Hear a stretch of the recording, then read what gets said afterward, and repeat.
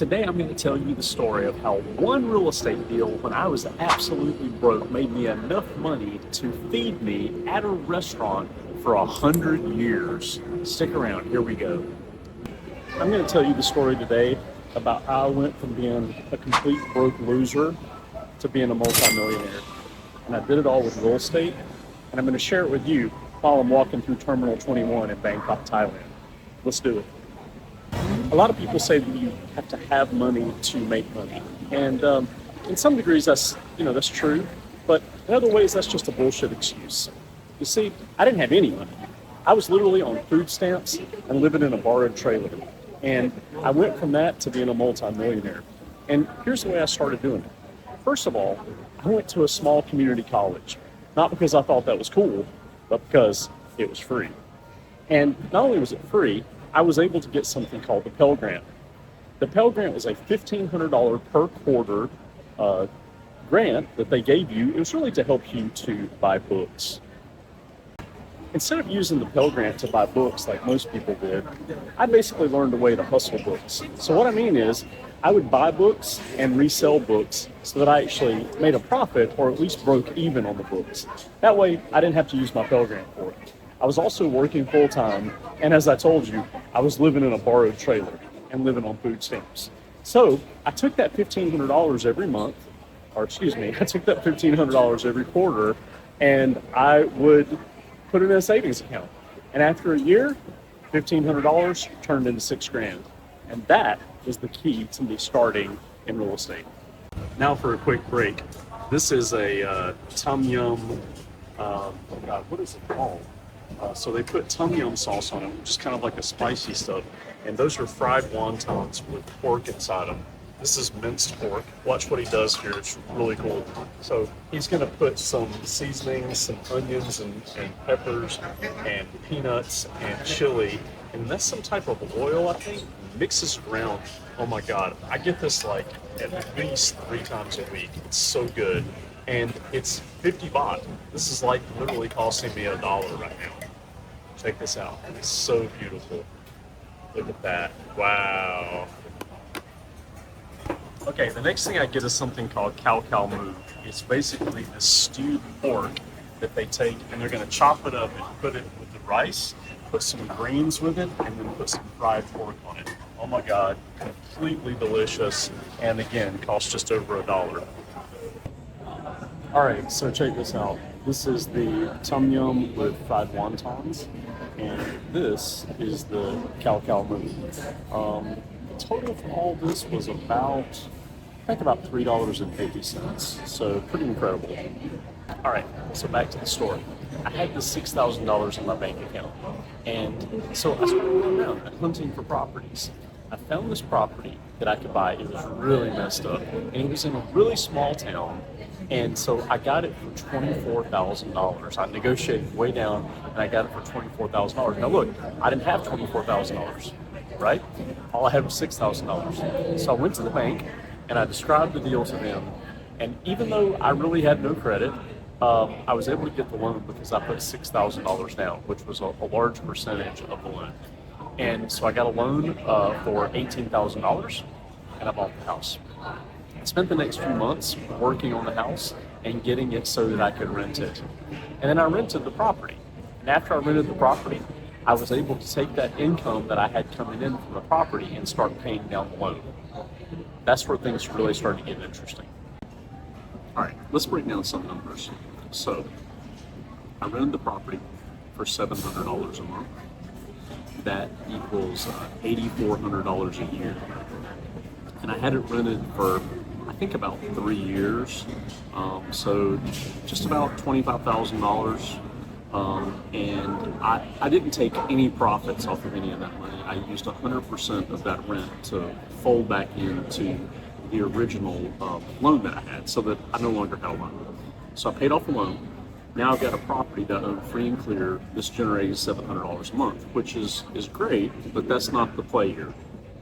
So what I did was the next time I had a tenant leave, when their lease ran out, instead of marketing the property again for rent, what I did was I marketed the property as a seller finance property. So essentially, in a seller finance property, I'm going to become the bank.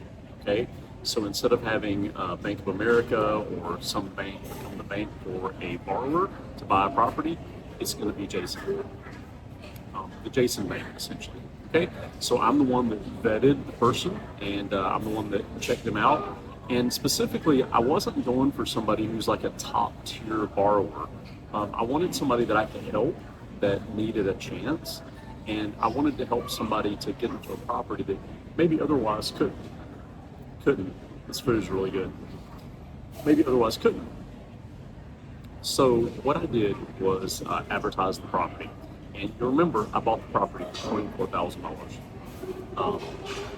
And I put the property up for sale for $79,000. Okay? And $79,000, and I was asking for a $5,000 down payment.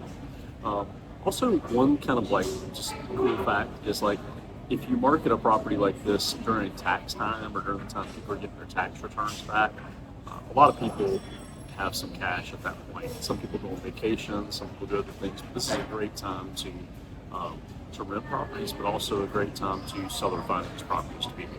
So anyway, I seller financed it to this lady, and I can't remember the interest rate I was charging off the top of my head.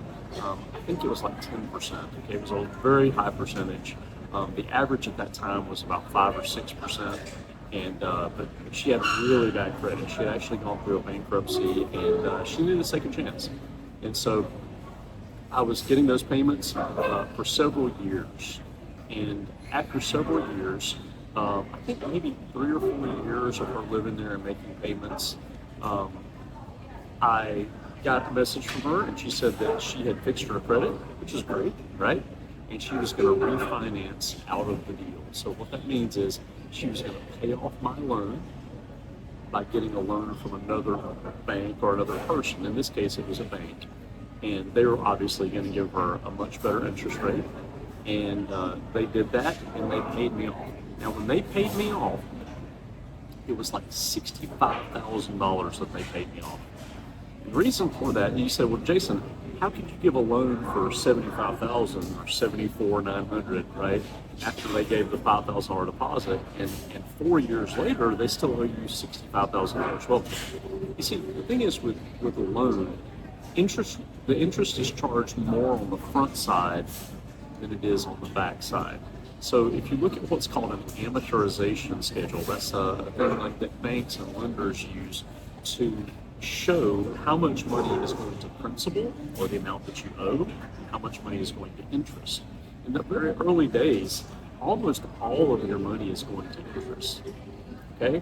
And then over time, that balances out. About halfway through the loan, you're paying 50% to interest, 50% to principal. And then towards the end of the loan, you're paying almost 100% principal. Okay? So most of that money that she paid in those early days was just for interest. Okay? And so that money that she paid in piled up in my bank account, and then I got $65,000 when she refinanced it out. And just did a little bit of back of the napkin type of math on this situation. So this $6,000 that I got from a Pell Grant, $1,500 a quarter for books, at the end turned into $125,000 of profit. I mean, think about that. What is that, like a 20x return on my money? $6,000 turned into $125,000. So there's nobody out there that can't do something like I've done. It doesn't have to be a Pell Grant. You could have a side hustle. You could be doing DoorDash. Just whatever it is, save up your money and invest it in something that's going to compound at a rate like that, a 20x rate. And that is the beginnings of how I set myself on a path to become a multimillionaire in real estate. That was how it all got started. Yeah, as you can see, I didn't like it. It was so good. Oh my God. All right. Well, that was a really good meal, and I hope you enjoyed the story of how I turned $6,000 into $125,000. So I had this meal today at Terminal 21 here in Bangkok, and Terminal 21 has this awesome food court. Now, I know when you think of food court in America, you're thinking like, McDonald's and Subway or something like that. But this is literally like Michelin star style restaurants that are all in this big area, and everything is super, super affordable. In fact, it starts at 25 baht for a meal. That's less than $1. So I actually did some calculations on the food that I just had. You remember the food that I showed you earlier? That food, the total price for all of that, I'm talking about taxes, everything, $3.42. Okay? $3.42. All right, so let's wrap it up now. You see, $125,000, and I just added up the amount of money it cost me to eat at this restaurant here in Terminal 21. And look, isn't this place awesome? Check it out. It cost me $3.82. Okay, so I calculated that up. It's 36,549 days, or 100 years of food for me, eating every day out of one real estate deal. Look, if you think that you can't do real estate, if you think that I'm something special, or that that I've done something that you can't do, it's not true. It's not true. Everybody has the ability to do amazing things. You just have to believe in yourself, and you have to go get it.